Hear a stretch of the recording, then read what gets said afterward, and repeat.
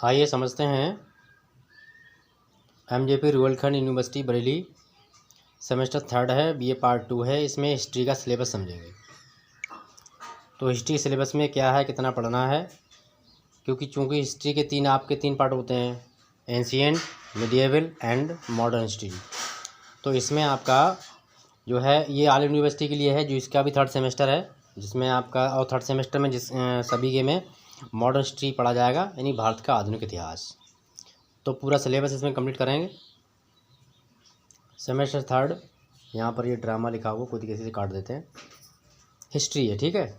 यहाँ पर आपका हिस्ट्री पेपर का नाम है मॉडर्न हिस्ट्री ऑफ इंडिया। कब से कब तक पढ़ेंगे हम? 1757 फ्रॉम 1857, यानी 1757 से लेकर 1857 तक का हम वर्तमान इतिहास पढ़ेंगे इंडिया का। इसके बारे में डिटेल से चर्चा करते हैं। इसका सिलेबस देखते हैं कैसा क्या है। क्या है इसमें? भारत का आधुनिक इतिहास 1757 फ्रॉम यानी कि से 1857 तक जो रहा इतिहास में जो हुआ है, घटनाएं हुई हैं, उनकी चर्चा करेंगे इसमें 1757 से लेकर 1857 तक में। तो सिलेबस आपका लिखा हुआ है MJPRU, बाकी अन्य यूनिवर्सिटी के लिए भी है, सभी के लिए। तो यूनिट फर्स्ट है, इसमें 8 यूनिट हैं आपकी। तो पहला यूनिट क्या कहता है? Arrival of European companies rivalry of for control, यानी जो यूरोपीय शक्तियाँ, ये 1200 के आसपास की बात है, जब यूरोपीय शक्तियों का आगमन हुआ था हमारे इंडिया में, तो उन पर नियंत्रण कैसे किया गया, उनको नियंत्रित कैसे किया गया, ठीक है। इस यूनिट का ये मीनिंग हुआ, क्योंकि सिलेबस जो इंग्लिश में दिया हुआ है, जिससे अगर कोई आपका CBSE बोर्ड वाला है तो उसके भी काम का है ये, इसलिए मैंने इसको आपको इंग्लिश में टाइप कर दिया है और मीनिंग इसका हम हिंदी में बता देते हैं आपको।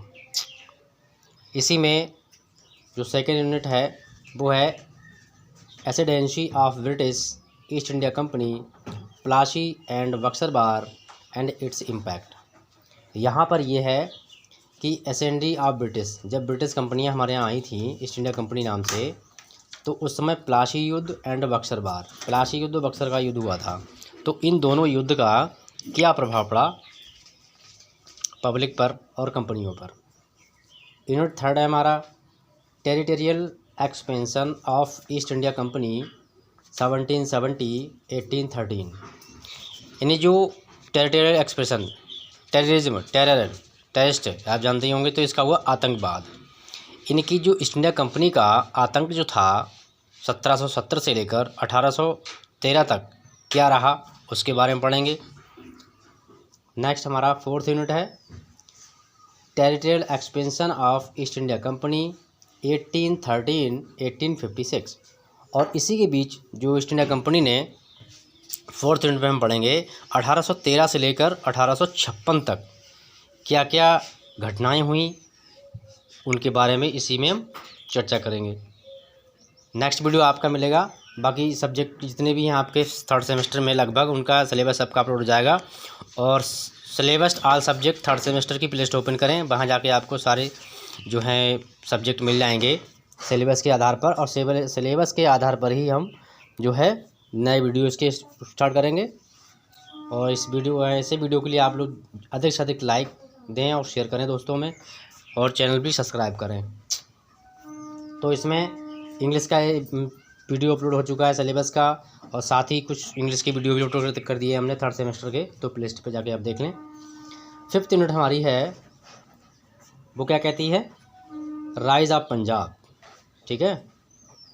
Rise of Punjab under Ranjit Singh, constitutes and administration. इनकी पंजाब में एक थे राजा रणजीत सिंह, ठीक है, इन्हें हम रणजीत सिंह कहते हैं, इंग्लिश में रंजीत सिंह लिखा जाता है।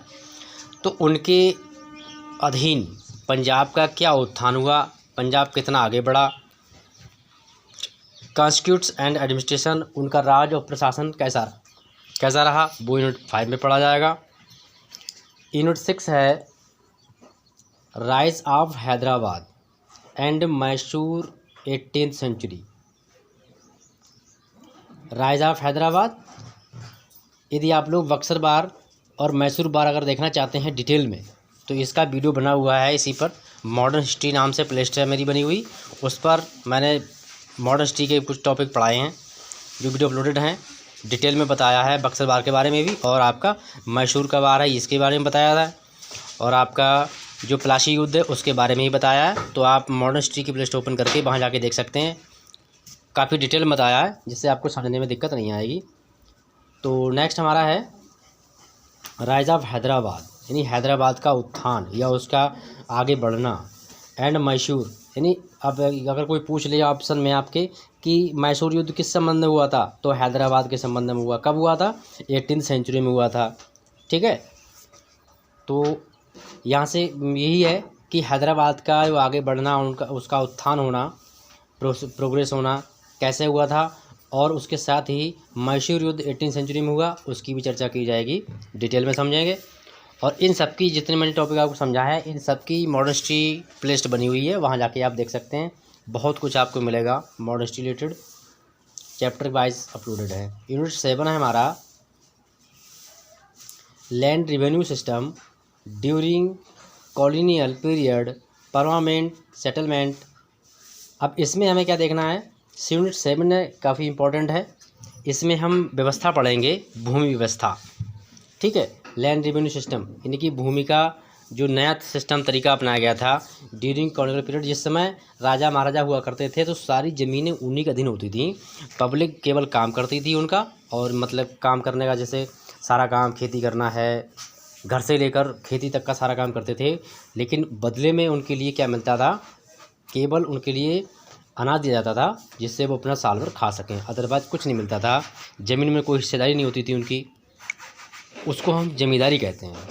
ठीक है, तो during colonial period permanent settlement, यानी इस लैंड रेवेन्यू सिस्टम के आधार पर जो पुरानी प्रथा चली आ रही थी उसको रोका गया था, परमानेंट सेटलमेंट किया गया, यानी कि कहते हैं कि स्थायी रूप से उनका समाधान निकाला गया। क्या? Ryotwari and Mahalwari system. उस समय रैयतवाड़ी और महलवाड़ी यानी कि महलवाड़ी सिस्टम चला करते थे, तरीके थे, प्रथाएँ थीं, तो उनको रोका गया और उन किसानों के लिए परमानेंट गवर्नमेंट के आधार पर ज़मीनों के जो हिस्से थे वो दिए गए। यूनिट 2 हमारा 8 है। यूनिट 8 में क्या है आप देखते हैं, Indian renaissance, reform and revivals. Unit 8 very most important है। इसमें जो इंडियन रेनेसांस यानी भारतीय पुनर्जागरण से संबंध में है। रिफॉर्म सुधार हुए, रिवाइवल्स क्रांतियाँ हुई, आंदोलन किए गए।